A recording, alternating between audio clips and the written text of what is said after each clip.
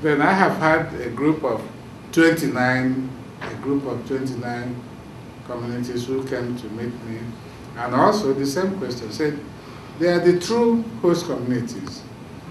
And all this, my beating about the bush, that they are the real ones. Then so many. Then just 2 days ago, I got another group who said, they sent me the list.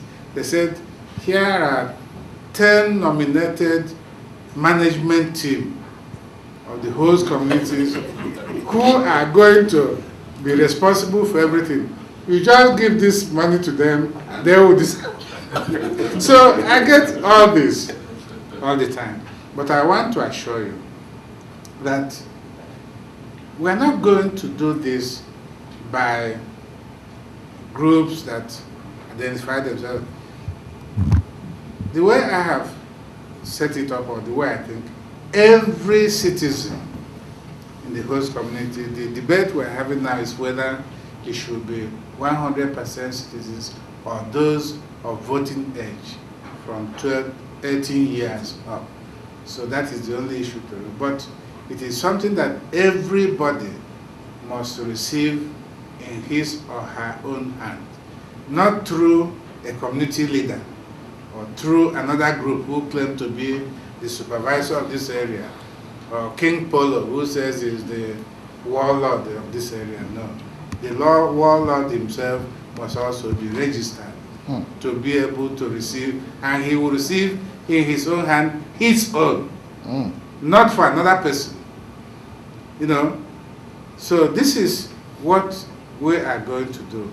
The way I defined the host communities, I said continental shelf. This is very technical, and it's not going to be subject to the debate in the National Assembly or anywhere or change. I have said continental shelf.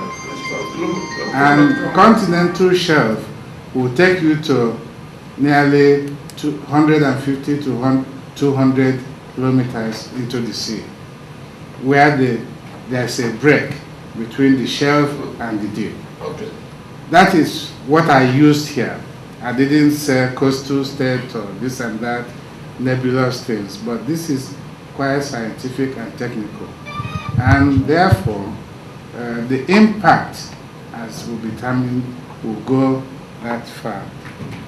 And this is something I will stand to defend. For as long as one can see, we have had and we're going to have issues of local governance. Those issues only become more urgent in the Niger Delta because of the specific combination of factors coming together at one moment.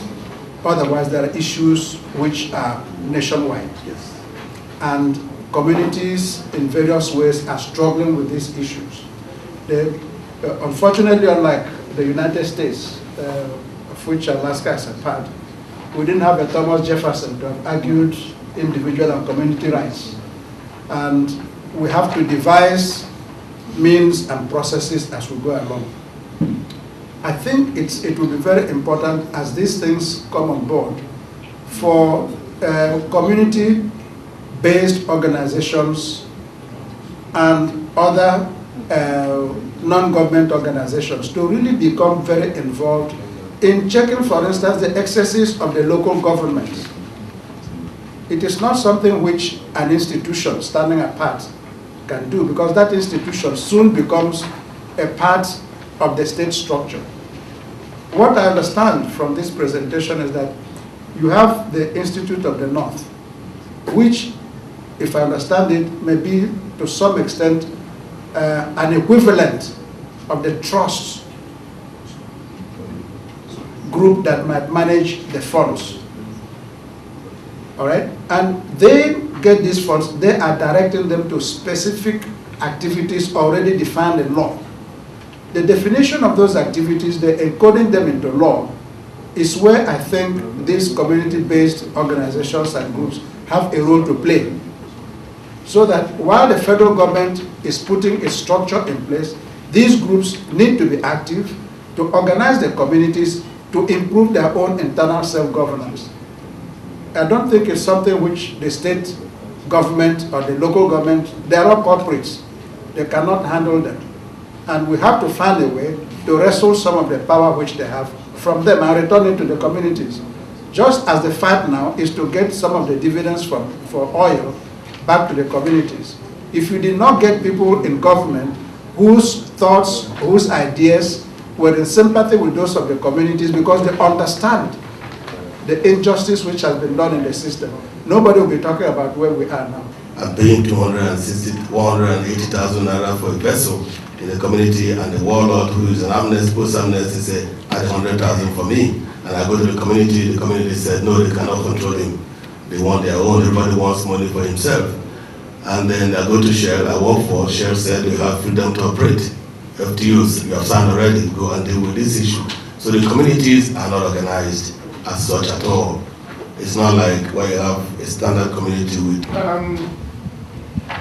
What I'd like to point out in this presentation is that whereas we are very grateful for what Dr. Egbogah has done about this community involvement and the dividend, which is a milestone achievement in Nigeria.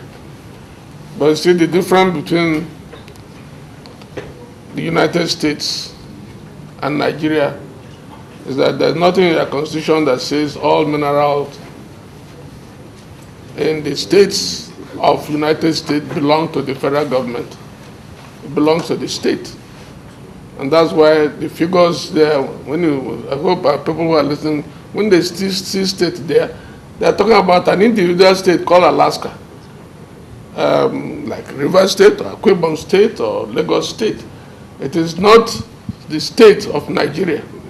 And that's where the figures don't now match up what is happening. But then what is done so far is such a milestone that you cannot complain, think about where we're coming from. This is where an example of where there is true federalism happening both in the United States and in Canada. That the federal government is not a unitary government, it's a federation of states, which we don't have. I thought I should make that clear because our kindreds in the nation have not quite come to understand that United States operates and Alaskan oil does not belong to the federal government of United States. Louisiana State, or whichever state has oil field, is a state resource. And in fact, when you say the 10% going to the 25% going to the communities, it's 25% of the whole, not what we're doing here. But maybe we must continue to be our brother's keeper, since the original thing, how we can drive other parts of the economy using petroleum resources, has not yet taken off. Maybe when it takes up and through federalism and practice in Nigeria, we may one day get there for our children yet to come after us. But I think it's a good eye-opener for people to know, and I just thought I should make the distinction between the states in the United States and on the states of United States and the states of the Federation of Nigeria. In the case of Alaska, we may find a functional model that speaks to these issues wherein the local indigenous communities in Alaska, through legislative action, have been able to secure a certain degree of resource independence to manage at a fiscal and financial level the funds they receive from the Alaska Permanent Fund Trust. And it is independent of politics because there is an independent corporation called the Alaska Permanent Fund Corporation that manages and distributes the fund in a manner that the state cannot interfere with. So there may be certain insights that are applicable to this dilemma that you're talking about. we will need to look at that. It may be that the advisor has already investigated that situation and is looking at a solution.